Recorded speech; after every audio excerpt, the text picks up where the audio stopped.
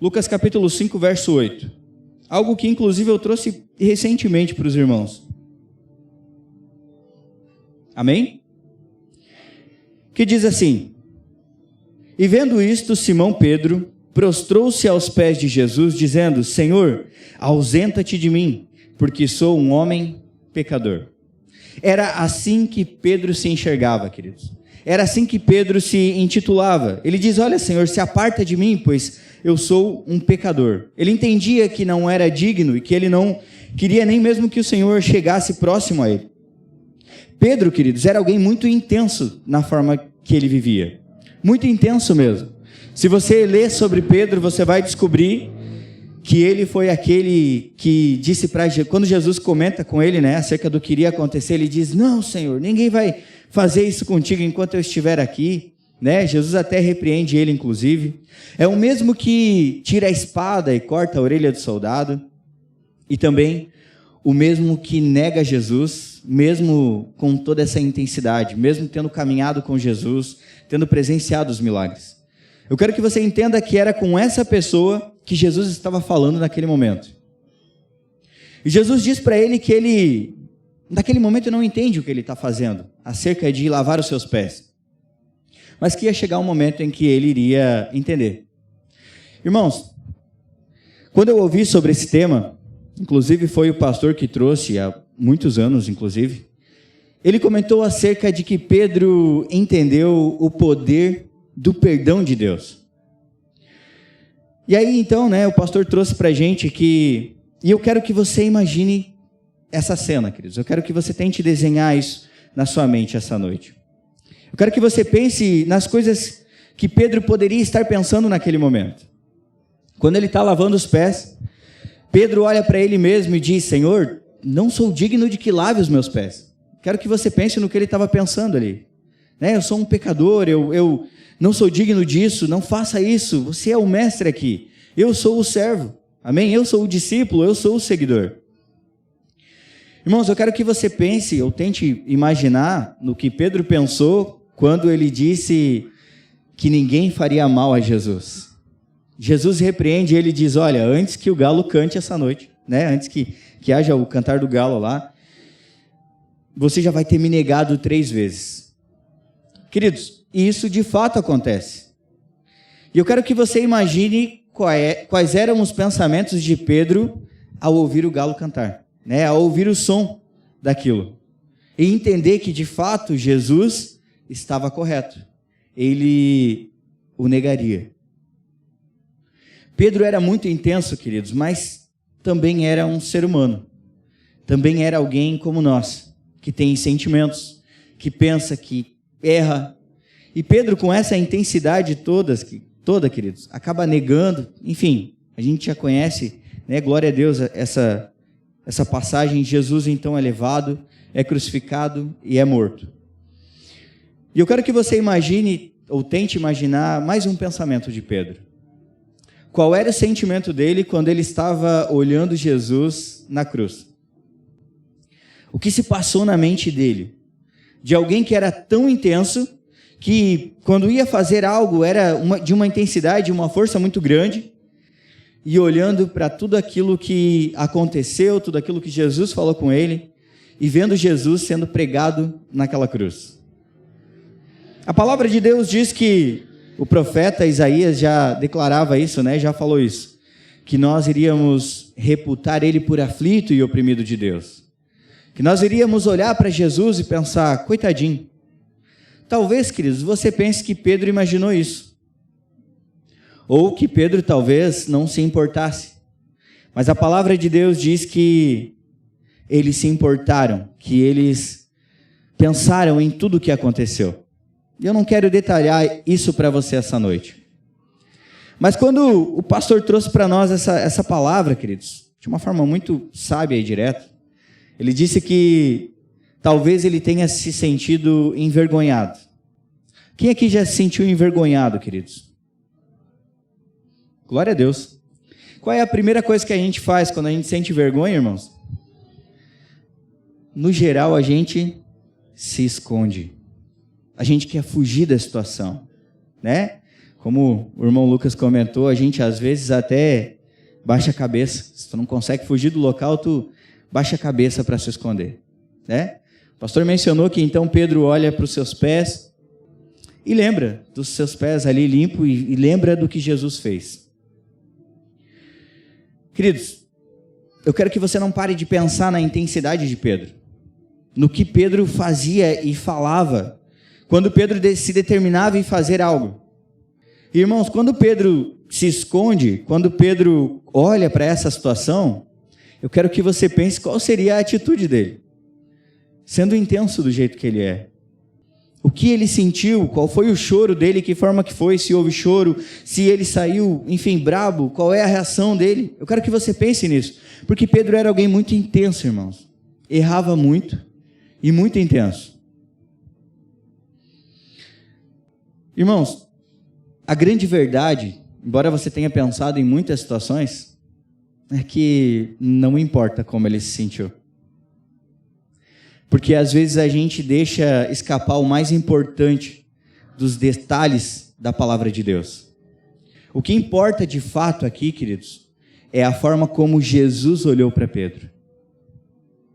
Sabe, queridos, imagine, ele fez tudo o que ele fez, com toda a intensidade, tudo o que ele disse, tudo o que ele falou que faria e o que ele disse que não faria e acabou fazendo. E não importa como ele se sentiu, o que importa é como Jesus olhou para ele. E sabe, irmãos, foi isso que Pedro entendeu naquela noite. Foi isso que Pedro conseguiu enxergar em Jesus. Não propriamente naquela noite, porque ainda passa um tempo onde as coisas vão acontecendo e isso vai se moldando dentro dele. Quando Pedro olha para os seus pés e enxerga os pés limpos e entende, poxa, eu realmente agora entendo o que ele queria dizer. Eu quero te convidar a abrir agora comigo lá em Lucas 24:33, para a gente entender um pouquinho sobre isso, sobre o que ele entende. Tudo isso acontece, queridos, e Jesus caminhando com eles muito próximo, sempre ceando com eles, né? Como a gente lê as profecias de Isaías, dizendo que na noite em que foi traído, ele tomou o pão e partiu. Jesus estava sempre em comunhão, Jesus estava sempre junto com os seus discípulos, ceando com eles, conversando, ensinando de uma forma muito próxima. E Jesus tinha um relacionamento muito bom com todos. E olha o que diz a partir do verso 36, queridos. Diz assim: e falando eles destas coisas, o mesmo Jesus se apresentou no meio deles e disse-lhes: paz seja convosco. E eles, espantados e atemorizados, pensavam que viam algum espírito. Eles estavam pensando, irmãos. Eles não disseram, pensaram que estavam vendo algum espírito. E ele lhes disse: por que estáis perturbados? E por que sobem tais pensamentos aos vossos corações? Jesus aqui mostra que ele sonda os corações. Que às vezes, queridos, e claro, eu quero que você olhe para o irmão do seu lado essa noite, né? Olhe para os dois lados, já para não dizer que é um só, né? Mas o que você poderia dizer a respeito desse irmão essa noite, querido? Aquilo que você está vendo. Talvez as atitudes que ele já tenha tido com você. Talvez algo que você já conheça, já tenha ouvido falar da vida dele, né? Ou que você já tenha presenciado também, algo que ele já tenha feito. Mas a grande questão é que você só vai poder julgar por isso. Você não vai poder julgá-lo pelos seus pensamentos, pelo seu coração, porque não há essa capacidade em nós, somente nele. Jesus então pergunta para eles: olha, por que estão subindo esses pensamentos? Por que vocês pensam acerca de que é um espírito? E olha o que ele continua dizendo: vede as minhas mãos e os meus pés, eu sou o mesmo. Apalpai-me, isso é, pega, pode tocar. E vede, pois um espírito não tem carne nem ossos, como vedes que eu tenho. E dizendo isto, mostrou-lhe as mãos e os pés, e não o crendo eles ainda por causa da alegria e estando maravilhado, disse-lhes: tende aqui alguma coisa de comer? Então eles apresentaram-lhe parte de um peixe assado e um favo de mel, o que ele tomou e comeu diante deles. Queridos, eles ainda não crendo, mesmo vendo tudo ali, Jesus ainda pede a eles enfim, pergunta se eles têm algo para comer, e eles trazem um pedaço de peixe e um favo de mel. Jesus pega aquilo, toma aquilo e come. O que foi que mudou, queridos, dessa reunião, dessa ceia, desse alimento lá, desse tempo de comunhão, com os tempos de comunhão que havia antes dele ser morto, antes de ser traído, negado, de duvidarem dele? O que foi que mudou? Nada. Sabe, queridos, esse é o poder do perdão de Deus. Por mais, queridos, que às vezes a gente pense que aquilo que nós cometemos na nossa vida seja grande, seja algo muito horroroso, que você às vezes até bloqueia da sua mente, não vai mudar o amor dele por nós. Não vai mudar o amor dele por você. O amor de Deus não é medido com o meu comportamento, não é medido com o meu comportamento de hoje, né? O pastor comentou, inclusive, irmãos, chorei hoje vendo a foto do pessoal se batizando, queridos. Sabe, é fruto de muita oração, fruto de muito mover de Deus mesmo. E eu chorei com isso, né? Hoje não pude estar presente, eu acordei bem mal essa manhã. Mas eu chorei de ver a emoção dos irmãos, a alegria dos que estavam em volta, sabe? Dos líderes que puderam participar desse momento, né? Que já estão colhendo frutos, e glória a Deus por isso. O amor de Deus, queridos, ainda assim não vai ser medido, mesmo que agora eu me batizei, estou me comportando bem. O amor dele não vai mudar. O amor dele nunca mudou por nós, queridos. Sempre foi o mesmo. Então não importa qual foi a intensidade, se era como Pedro ou não, se você era tão intenso quanto ele ou não na hora de fazer algo errado. E eu não estou dizendo que você pode continuar fazendo tudo o que você queria, queridos. Muito pelo contrário. Porque após entender esse perdão dele, esse perdão de Deus para ele, a palavra de Deus diz que na primeira pregação dele, 3.000 almas se convertem. E daí em diante, queridos, uma multidão começa a receber vida de Deus através da vida dele. Veja que ele não permaneceu mais naquilo. Depois de entender o quanto foi perdoado por Deus. E sabe, queridos, não há como entender o perdão de Deus se você não se sente amado por Ele. Não há como entender o perdão de Deus se eu ainda fico focado naquilo que aconteceu, naquilo que talvez eu ainda esteja lutando contra. Não há como entender esse amor. Não há, queridos. Não há como entender esse perdão sem você entender o quanto é amado por Ele. E parecem coisas muito distintas, né? E às vezes é pregado isso de uma maneira distinta mesmo, diferente. Mas quero convidar você a abrir a 1 João comigo, capítulo 4. Nós vamos ler do verso 9 ao 11, querido. 1 João 4, 9 diz: Nisto se manifestou o amor de Deus para conosco, que Deus enviou o seu Filho unigênito ao mundo, para que por ele vivamos.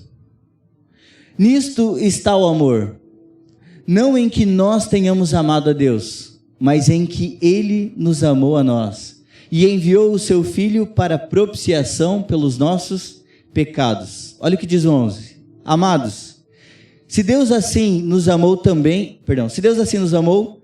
nós devemos amar uns aos outros. Irmão, como é que Deus manifesta, como é que Deus demonstra, como foi que Deus tornou isso visível, como que Deus mostrou para nós que Ele nos ama? Volta lá no 9. Ele enviou o seu Filho unigênito, o seu Filho único. Para quê, irmãos? Para propiciação dos nossos pecados. Ele enviou o seu Filho, Ele manifesta o seu amor, enviando o seu Filho para pagar a nossa dívida, para nos perdoar. Sabe, queridos, não há como dizer que amamos alguém se não conseguimos perdoá-lo. E não perdoá-lo de uma maneira... Na verdade, não há como amar ninguém, queridos, nem mesmo a Deus, se não entendemos o perdão. Não tem como. O Senhor manifestou o seu amor nos perdoando. O versículo 11 diz, projeta lá para nós.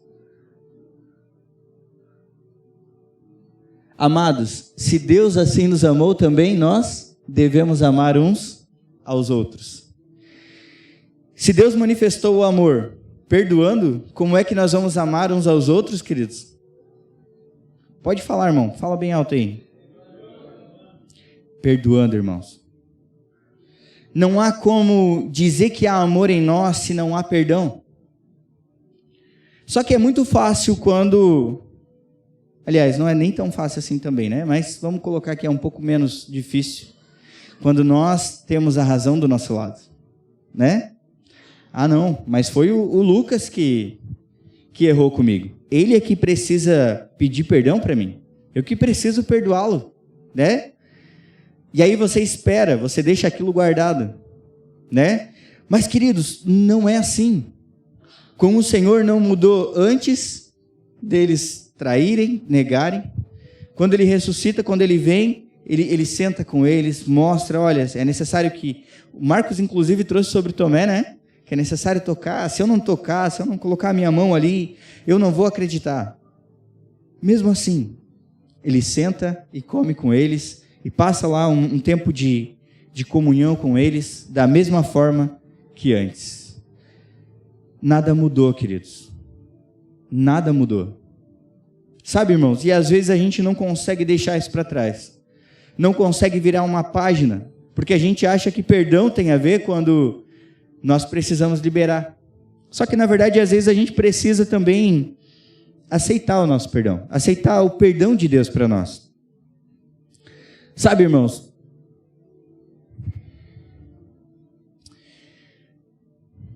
Deus nos amou de que maneira? Vamos lá, vamos recapitular isso. Deus nos amou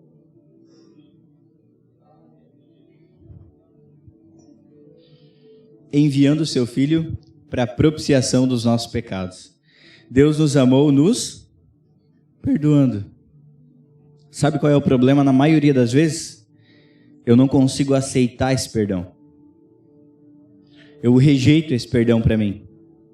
Eu rejeito, e às vezes, queridos, não de uma forma como se eu quisesse acabar com a minha vida, mas eu rejeito para poder caminhar naquilo que o Senhor tem trazido para mim, naquilo que o Senhor tem trilhado para mim, passos para mim poder caminhar. Marcos comentou, né, a respeito de dizer não ao chamado de Deus. E muitas vezes, querido, não aceitando esse perdão, eu travo aquilo que Deus tem para viver. Aliás, para mim poder viver, perdão. Eu travo quando eu não aceito esse amor, quando eu não aceito esse perdão. Queridos, você aqui alguma vez já pensou em não aceitar o amor de Deus? Alguém aqui já pensou em não aceitar? Alguém aqui já pensou em deixar de lado esse amor? Não, né? Glória a Deus, fiquei com medo de alguém levantar a mão. Brincadeira, não fiquei não. Mas, queridos, a gente não rejeita isso. Mas, muitas vezes, rejeitamos o perdão. Achando que são coisas distintas e, não, na verdade, não são. Sem perdão, queridos, não há amor. E sem amor, queridos, também não vai haver perdão. E isso trava a nossa vida. Pedro, queridos, depois viveu o sobrenatural de Deus. Pedro vive algo extraordinário, né? Irmãos, acredite, há uma alegria muito grande no nosso coração quando falta cadeiras. A gente vem aqui, arruma as cadeiras e faltam cadeiras. Meu Deus, que problema bom. É um problema, daí os irmãos tudo correndo lá atrás, né? Às vezes não, às vezes uns ficam em pé lá atrás sem ser a falta de lugar, né? Mas na grande maioria das vezes os irmãos ficam correndo para lá e para cá, atrás de cadeira, ajustando um lado, o outro, pedindo para os irmãos sentarem, senta um pouco desse lado, senta desse para que o casal possa sentar junto. Mas há uma alegria no nosso coração quando nós temos aqui todas as cadeiras ocupadas. E queridos, a gente tem talvez um pouco mais de 150 cadeiras. E já ficamos muito felizes, muito alegres. Imagina se os nossos olhos presenciassem 3.000 almas se convertendo. 3.000 almas dizendo ao Senhor o quanto Ele é bom, o quanto Ele é maravilhoso e querem receber esse perdão. Não, muito recente, queridos, ouvi uma pregação que falava acerca de às vezes, recusar um presente, né? Quem é que já deu um presente para alguém, queridos? Amém. Glória a Deus. E existem algumas regras, né, quando a gente dá o presente para alguém. Quero citar algumas delas, né? Primeira regra, talvez, é nunca contar o valor do presente, né? Já fica a dica para você, não pergunta, tá, irmãos? Presente a gente não pergunta o preço, né? A gente simplesmente recebe. Pode ser que tenha sido muito caro, pode ser que tenha sido barato, pode ser que ao olhar você já consiga ter uma noção de preço. Mas, no geral, a gente não liga muito. A gente só recebe. E a salvação, queridos, aquilo que o Senhor fez por nós, o perdão, o amor dele para nós é um presente.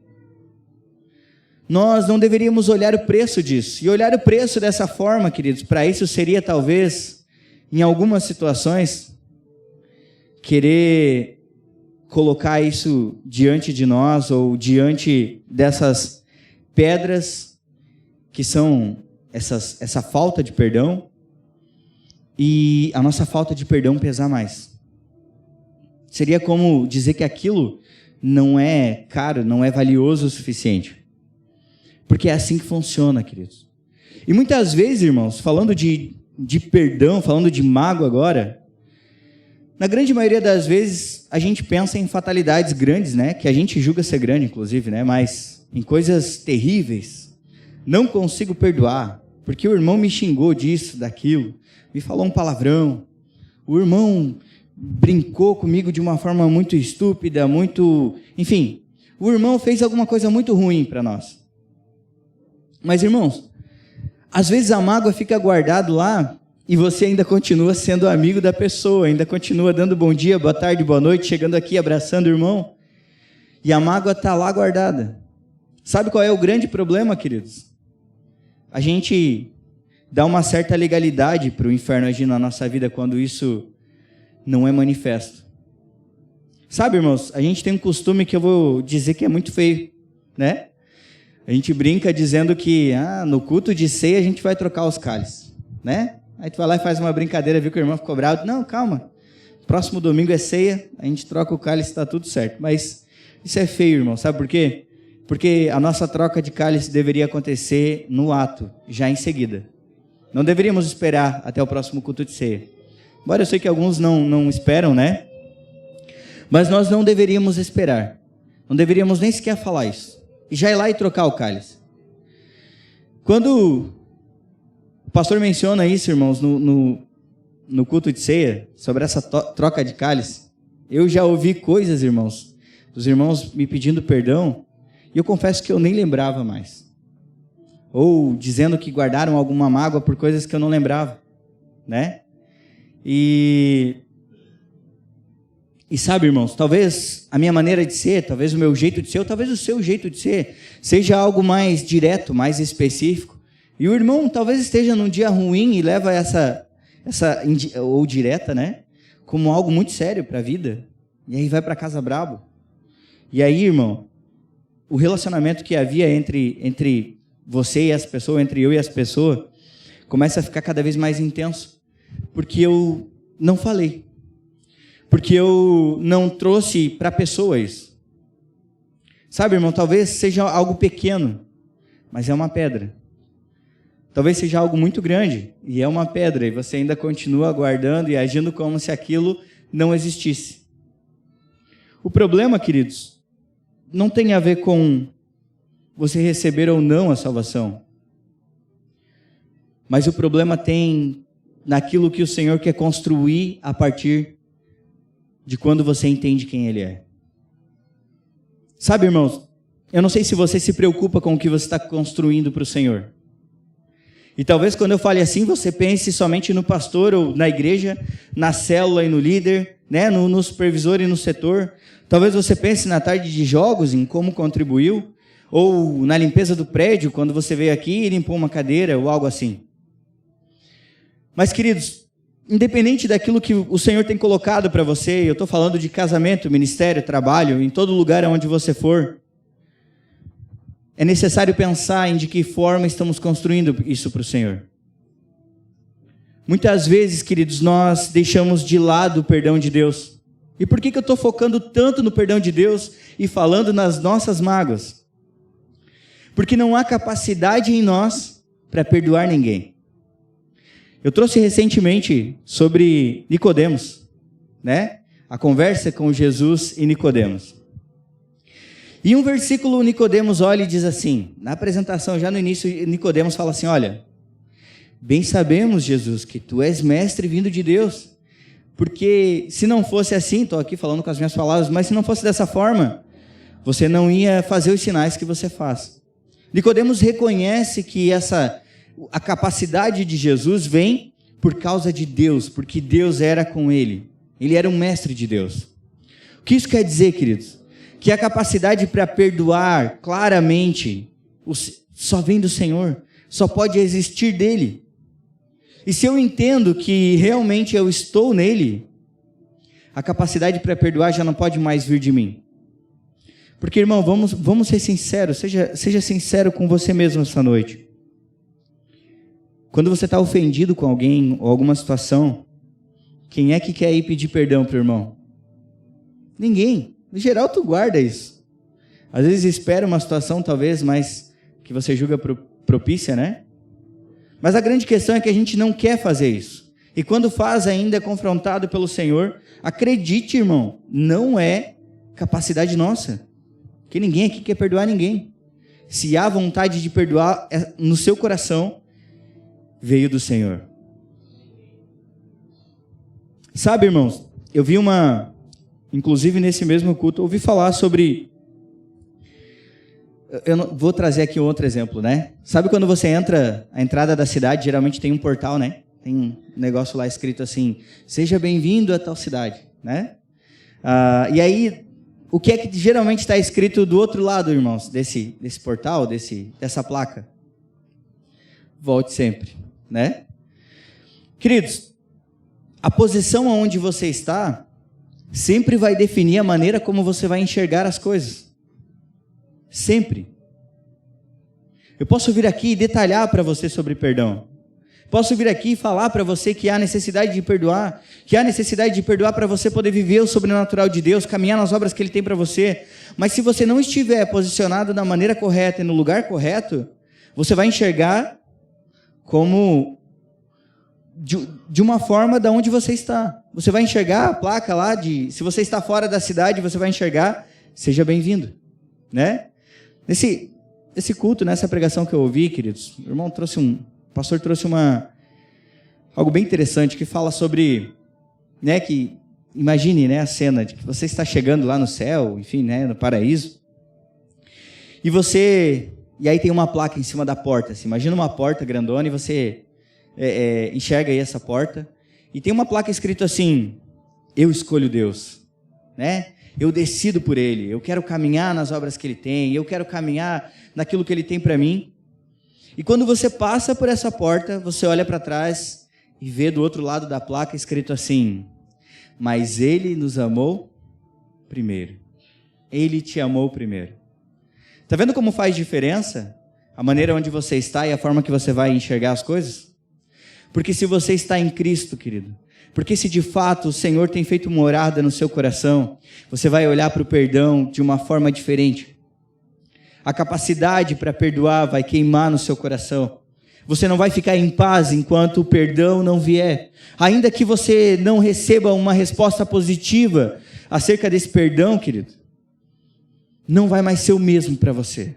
Você vai ficar inquieto, você precisa ir lá e pedir perdão, porque não tem mais a ver com a pessoa, não tem mais a ver com a situação, tem a ver aonde você está, tem a ver com quem você está, tem a ver com a maneira como você enxerga as coisas. Sabe, irmãos, Pedro talvez olhando para Jesus lá na cruz, crucificado, depois de ter negado Ele, depois de ter feito tanta coisa ruim para Ele, tenha olhado e dito, fiz muito errado. Né? Fiz errado demais. Ele me avisou, ele disse que eu não entendia, ele falou tanta coisa e eu errei. Mas, queridos, quando Pedro está lá, olhando ele ressuscitado, isso é, irmãos, Pedro era tão intenso, queridos, quando ele descobre que As mulheres voltam do sepulcro dizendo que o corpo já não estava lá e tinham levado eles, né? Elas falam que levaram ele. Pedro e João saem correndo, queridos. Correndo para encontrá-lo. Irmão, quando Pedro se depara com ele lá, ressuscitado, irmãos, ele descobre que nada mudou. E por que ele descobre que nada mudou, irmãos? Porque ele está olhando para o Senhor ressuscitado ali. Ele está olhando para o Senhor, conversando com ele, dizendo, por que tu está pensando isso? Sem dizer uma palavra, ele está dizendo, por que tu está pensando isso? O posicionamento de Pedro muda a respeito de perdão, queridos. Ele entende, ele se abre para o perdão de Deus. Sabe, irmãos, os irmãos do louvor já podem se direcionar. Irmãos, sabe, queridos, tudo muda quando nós olhamos a partir de Cristo. O perdão de Deus, queridos, só vai ser transformador nas nossas vidas quando olharmos a partir dele. Eu não sei se você já passou por isso, queridos, de você estar inquieto para pedir perdão para alguém. Se você está inquieto por resolver uma situação que já está há muito tempo se arrastando. Mas, queridos, acredite em mim. Não há preço pago nenhum nisso. Porque se você está perdoando, isso veio do Senhor. Se você está inquieto, isso veio do Senhor. E se isso está queimando dentro de você, se isso está deixando você inquieto, irmão, é porque você já não está mais fora dele. É porque você já não está mais perdido por aí, porque você não está mais sem direção, porque você não está mais sem o alimento correto, ou seja, você já não está mais sem vida de Deus dentro de você. Você já está no lugar correto, você já está em Cristo, querido. O pastor comentou aqui no início, né, a respeito de eternidades serem mudadas lá em Garuva. Que as pessoas vão aceitar a Cristo, vão crer e confessar, vão de fato crer que Ele é o Senhor, confessá-lo como Senhor e terão a sua eternidade mudada. Irmãos, se isso já aconteceu com você, você já está no lugar certo, queridos. E você precisa se posicionar. Estar no lugar certo, estar na posição correta, ainda não é tudo. É necessário que você tome posição disso. Fique de pé, igreja. Essa noite eu serei muito breve com você.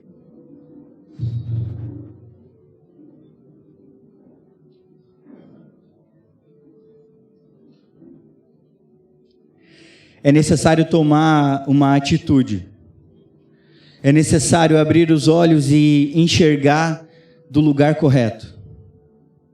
E o lugar correto, queridos, não é mais olhar para a situação que ocorreu. Não é mais olhar para aquilo que eu fiz, não é mais olhar para aquilo que fizeram para mim. É olhar para o Senhor. É olhar para aquilo que Ele fez por mim. É olhar para aquilo que Ele decidiu fazer por mim. É olhar pelo quanto Ele me ama. E se Ele me ama, queridos, se Ele me ama, há perdão. Há perdão para lavar os pés, há perdão para se humilhar, há perdão para caminhar nas obras que Ele tem. Há perdão para restituir famílias, há perdão para restituir casamento, há perdão para os filhos voltarem para a casa dos pais, há perdão para os pais voltarem para os seus filhos. Quando há essa atitude, queridos, quando há o Senhor dentro de nós, há essa vida de Deus fluindo, queridos, e se há a vida de Deus, há perdão, há amor. E é necessário se posicionar dessa forma, queridos.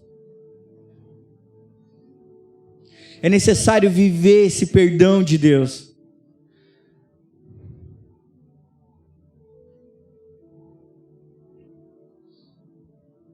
Deus tem queimado uma palavra ao meu coração, irmãos, a respeito do reino de Deus, a respeito de obras, a respeito de trabalhar para o Senhor de uma forma intensa.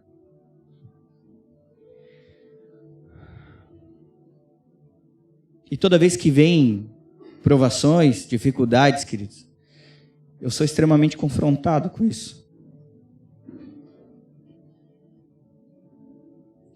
Mas para poder caminhar nessa obra que o Senhor tem para nós, irmãos, é necessário que haja perdão.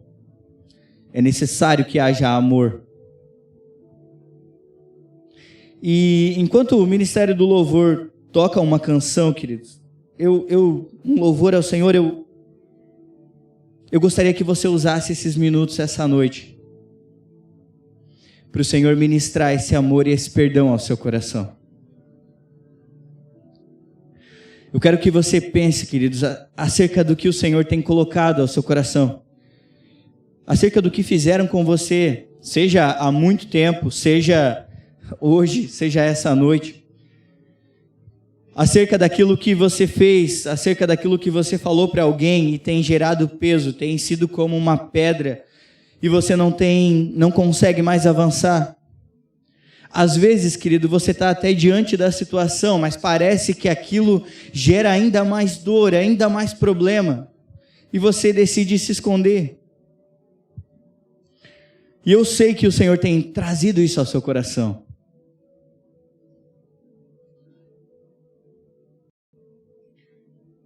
Sabe, irmãos, quando nos colocamos para perdoar ou não alguém, quando nós colocamos essa dúvida,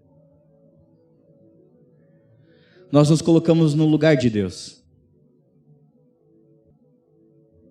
Nós nos colocamos como juiz. E determinamos quem é digno e quem não é. É como se nós estivéssemos olhando para Pedro e dizendo para ele que ele é digno ou não é. Ah, você é muito intenso. Ah, você é muito assim. Ah, você me feriu demais, você criou muitas mágoas. Mas nós não somos o juiz. Nós não estamos no trono, nós não estamos no lugar aonde decide isso. E a grande verdade é que esse juiz, ele já decidiu por essa decisão. Nos colocou lá, naquela posição. E essa noite, irmãos, eu quero te convidar a tomar essa atitude. Sabe, irmão, se há alguma coisa para ser resolvida aqui, com esse grupo de pessoas que estão aqui, resolva essa noite. Não espere o culto de ceia. Se você tem algo com alguém que ainda não está aqui, ou que você não vai ver essa semana, enfim, decida essa noite olhar para essa situação de uma forma diferente. Decida por isso, querido. Decida por esse perdão, decida por estar em Cristo e tomar esse posicionamento. Não deixe mais isso servir como pedra de tropeço, irmãos, porque se qualquer um dos discípulos parassem olhando para o quanto erraram, para o quanto deixaram de perdoar ou receber o perdão, eles não teriam vivido aquilo que o Senhor chamou eles para viver. E sabe, irmãos, há obras lindas e maravilhosas para você, para sua casa, para sua família. O Marcos comentou acerca de chamados do Senhor, de abrir a porta para receber a igreja, como anfitrião, de liderar uma célula. Falou um pouco sobre cargo, mas deixa eu te dizer, queridos, que vai chegar um momento em que o encargo vai estar queimando tanto no seu coração, que mesmo que você não tenha esse cargo, você vai querer fazer, você vai querer caminhar nisso. E para caminhar nisso, queridos, você precisa tomar um posicionamento diferente da onde Deus tem te colocado. Amém, igreja?